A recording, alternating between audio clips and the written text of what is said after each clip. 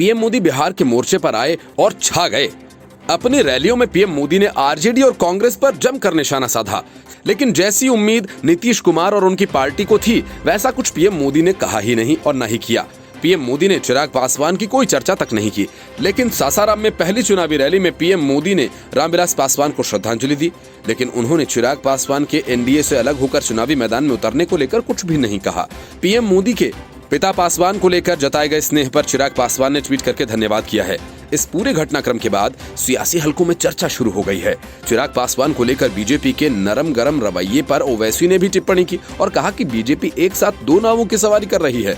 चिराग पासवान को लेकर पीएम की चुप्पी के आखिर क्या संकेत हैं?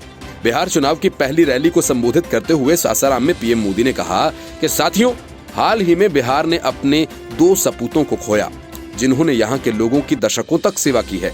मेरे करीबी मित्र और गरीबों दलितों के लिए अपना जीवन समर्पित करने वाले और आखिरी समय तक मेरे साथ रहने वाले रामविलास पासवान जी को मैं श्रद्धांजलि अर्पित करता हूँ।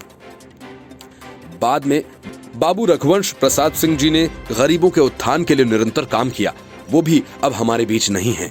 मैं उन्हें भी अपनी श्रद्धांजलि अर्पित करता हूँ।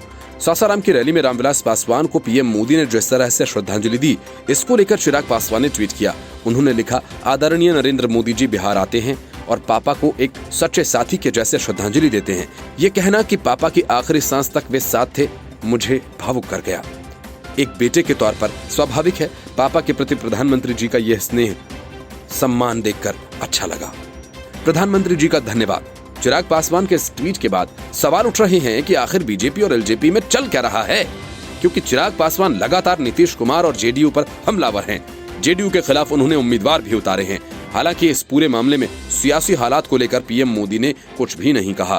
पीएम मोदी की चिराग पासवान को लेकर चुप्पी को लेकर कई तरह की अटकलें लगाई जा रही हैं। पीएम मोदी की चुनावी सभा से पहले चिराग पासवान ने ट्वीट कर प्रधानमंत्री का स्वागत किया। अपने ट्वीट के जरिए उन्होंने नीतीश कुमार पर भी निशाना साधा। चिराग ने ट्वीट कर कहा कि आदरणीय प्रधानमंत्री जी का बेसब्री से इंतजार कर रहे हैं। आदरणीय नीतीश कुमार जी का इंतजार आज खत्म हो जाएगा। आदरणीय अमित शाह जी भी कह देने के बाद कि एलजेपी बिहार चुनाव में एनडीए का हिस्सा नहीं है, नीतीश जी को तसल्ली नहीं हुई। अभी और प्रमाण पत्र चाहिए। आदरणीय नरेंद्र मोदी जी का स्वागत है। पूरे मामले में एआईएमआईएम के सांसद असदुद्दीन ओवैसी ने कहा कि पीएम मोदी ने एलजेपी का उल्लेख अपनी चुनावी भाषण में नहीं किया। वो एक बार में 2 घोड़ों की सवारी करने की कोशिश कर रहे हैं और उनमें से एक के साथ बिहार में सरकार बनाना चाहते हैं। उन्होंने 19 लाख नौकरियों का वादा करते हुए चुनावी घोषणा पत्र जारी किया। इससे स्पष्ट संकेत है कि बीजेपी बिहार में अपना मुख्यमंत्री चाहती है और नीतीश कुमार को रिटायर करना चाहती है। ये बीजेपी की आरएसएस की रणनीति है।